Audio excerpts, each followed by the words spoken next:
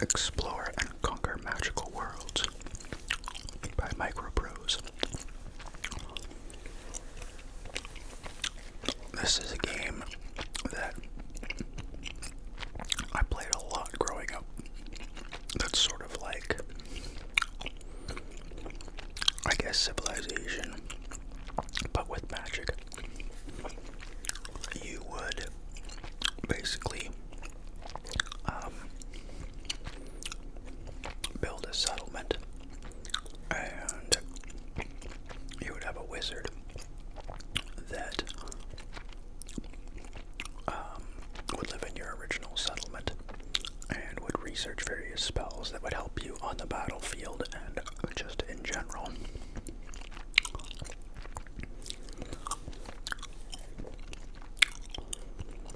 You would find heroes that you could command and navigate the map and explore different dungeons, which would have usually something protecting it, and it would be like a tactical combat. You could then go and create new settlements and battle other wizards to take over their land until you basically controlled the world and banished the other wizards. What was really cool about this game is that you had a huge list of different spells that you could research that would do a wide range of things, from summoning different heroes and creatures that you could command, to changing the landscape of the land, or adding different types of advantages to your troops. You could heal them while in battle as well. So, this box is not in an amazing shape, but I'll try and open it.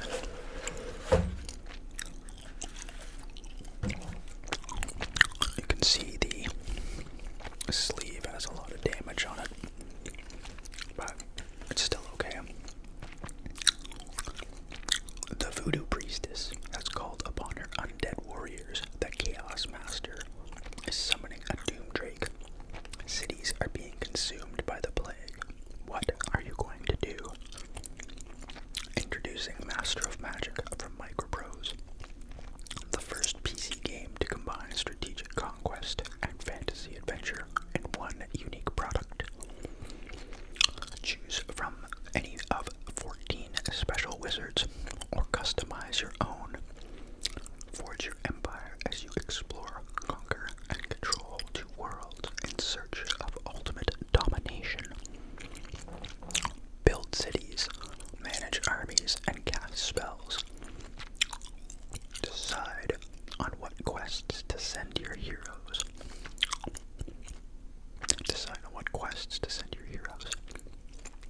Plan the strategy that will capture valuable resources and cities from your enemies. But beware, powerful enemies also want ultimate control. Try your hand at ruling the world and see if you have what it takes to become the master of magic.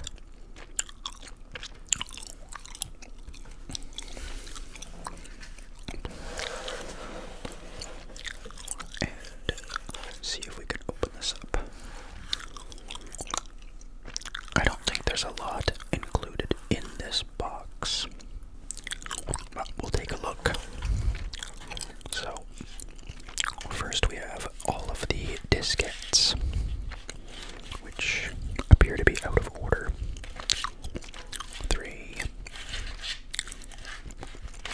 There's 4. 5.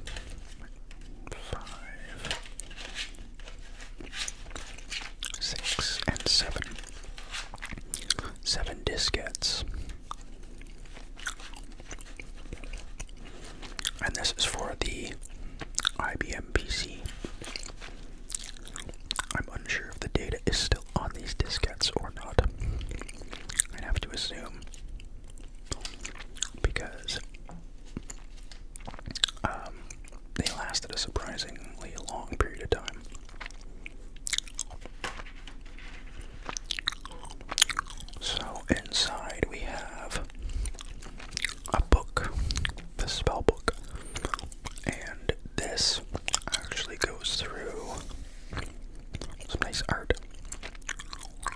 this goes through all of the different spells and what they do. I don't know if it explains it here, but when you would pick your wizard or create them, you would choose the spell books that they would have. Actually, there's a picture here, I think. Yeah, so you can kind of see underneath how there's these books. And we have, what do we have? We have some white and green. So, based on the amount of these books that you have, would allow you to research certain spells. Like, for example, I might actually say, if there is a requirement,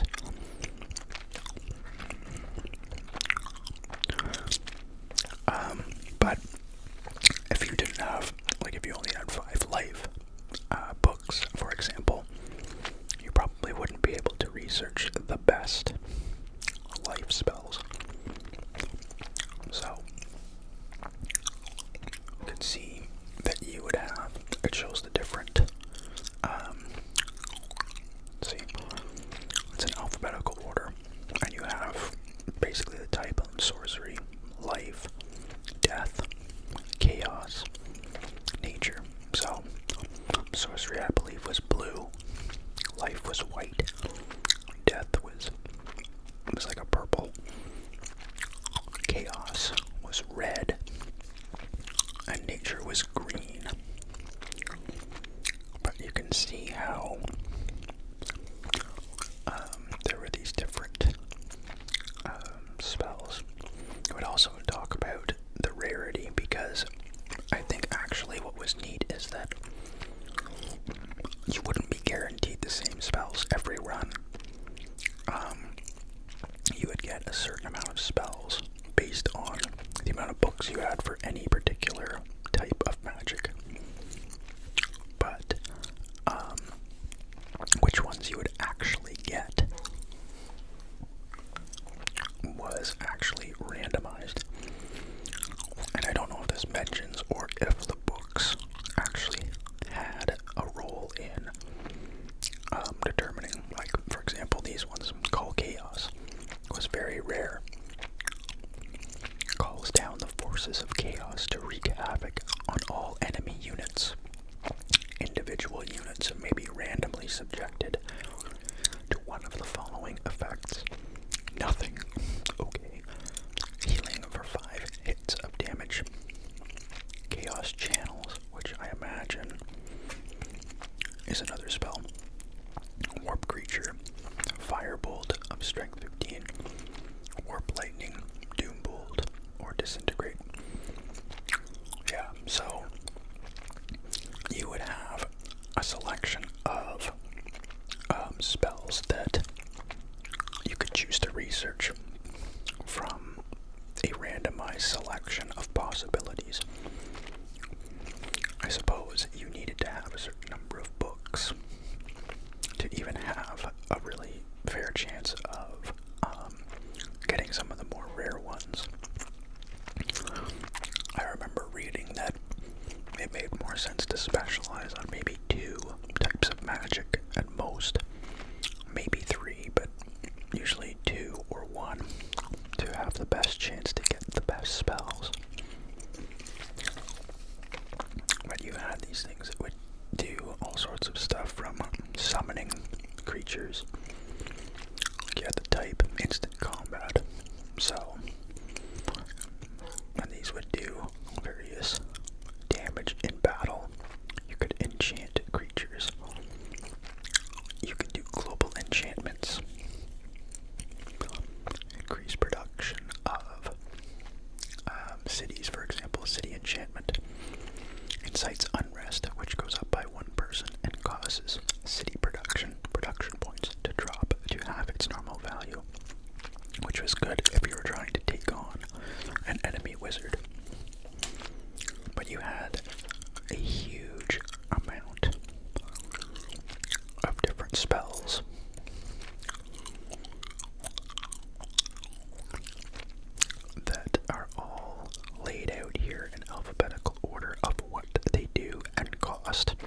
And if there happens to be upkeep, which every turn, as this is a turn-based game, would cost mana.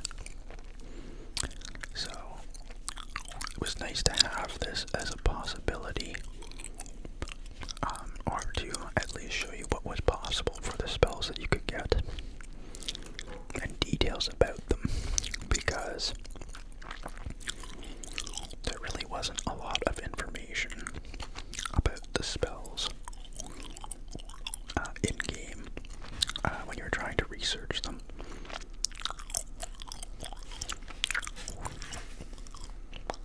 I feel like it would tell you the name of the spell, but it wouldn't actually give you the details of it.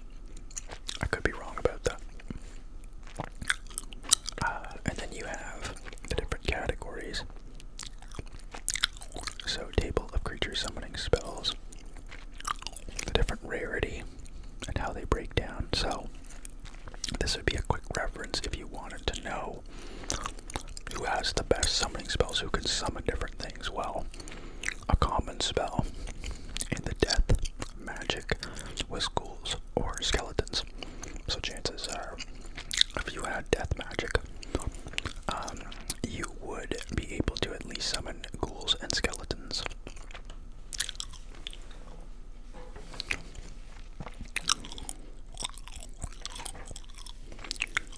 Yeah, different table of city enchantments, so which ones could do different things. This is actually an invaluable chart showing just what types of things that you could be likely to get based on the different magic that you would be using. So you could plan out what spells you might actually want to use.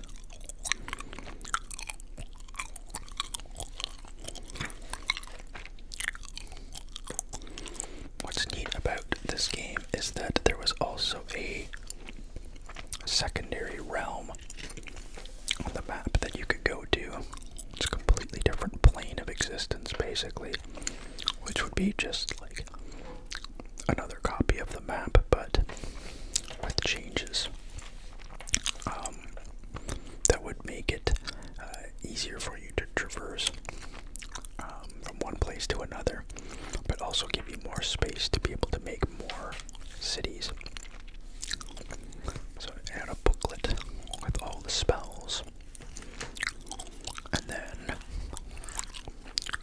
we have the instruction manual, which is actually pretty big, and it's all in English, so there's a lot to this.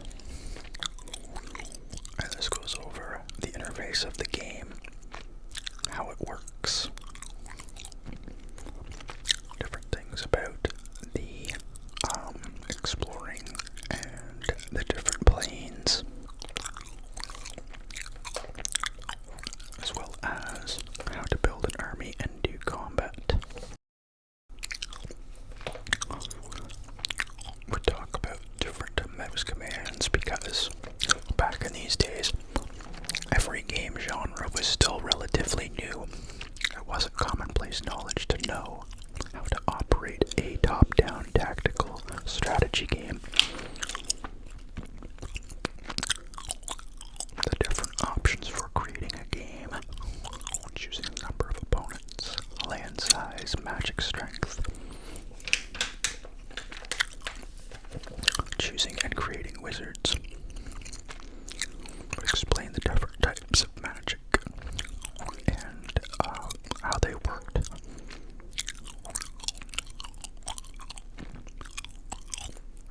So you could see how there was more of a focus on certain things. Nature magic was more about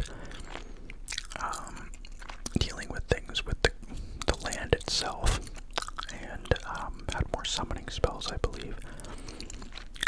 Whereas things like death magic would have a lot more just different types of summoning for dead creatures, but I think there was more in combat things you could do.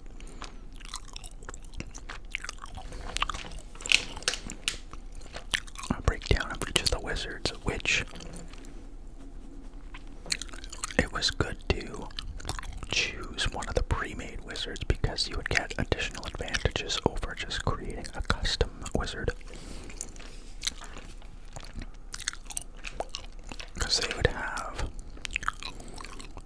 special abilities, which actually you could select, but on the creation screen, which it's too bad there's no pictures. Oh wait, here we go. You can see how there was different things you could select for the different characteristics.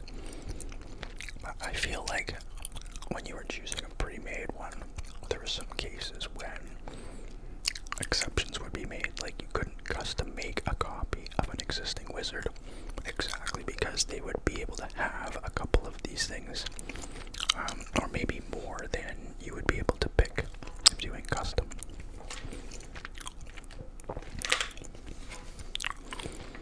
So, a very detailed book talking about how to do the different gameplay and moving around in the world, as well as the interface.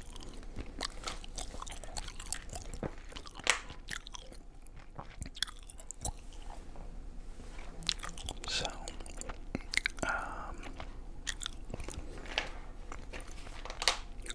there's a lot to this game, actually,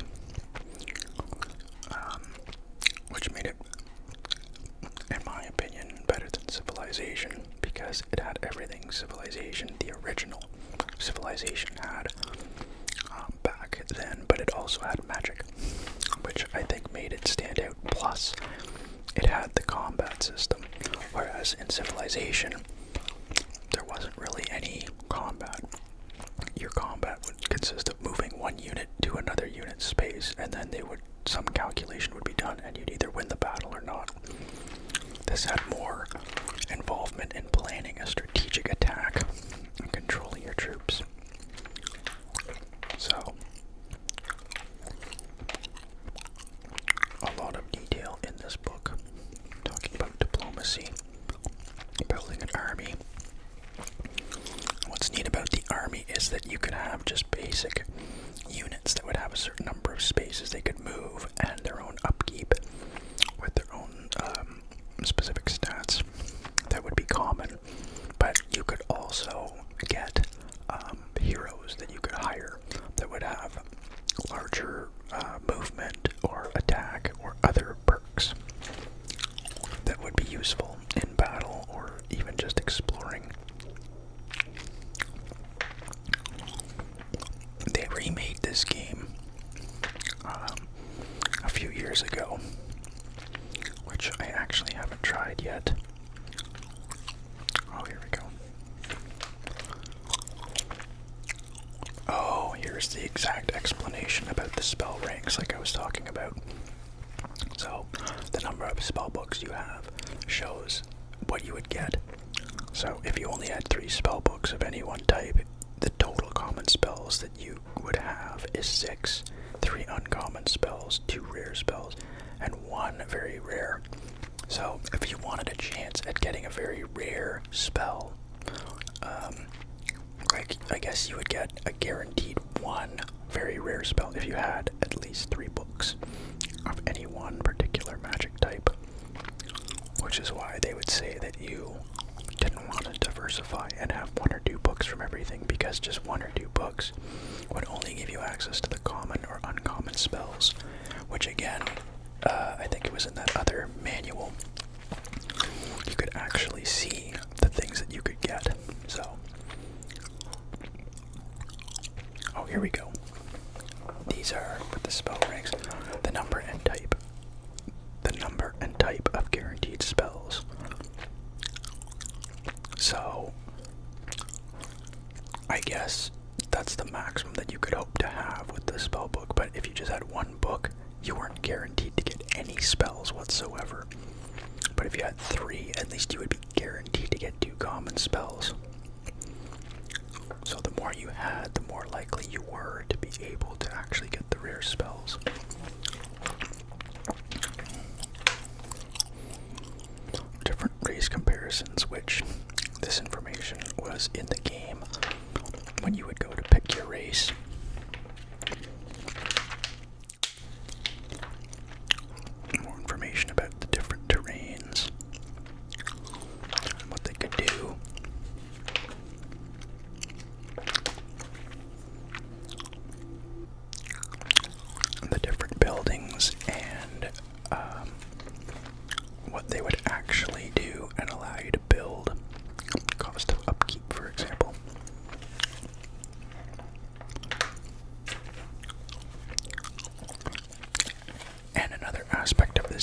was that your units could level up as they got more experience, and then they would increase to be able to do more damage, have more hit points, etc.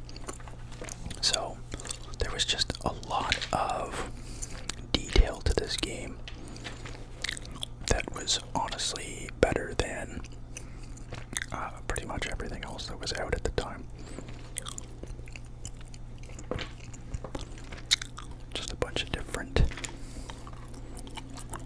charts, and then an index. So, with an index and the various credits. So, a really good detailed book. And finally, just a pamphlet with, I guess, a price on it. Your basic information of your minimum system requirements. And a quick flowchart of the different types of unlocks for the buildings. And that's everything. I'm gonna pack this up. So there you have it. That is the Master of Magic boxed edition, and everything contained inside. It's honestly a really fun game that I recommend checking out. I think you can get the original on GOG.com, and I think the remake is available pretty much everywhere, but the original, despite having the older pixel art style graphics, is a fantastic game that I still enjoy playing even today. And having the information available, it can be a bit of a learning curve, but once you get used to the gameplay, you can actually have a lot of fun with it.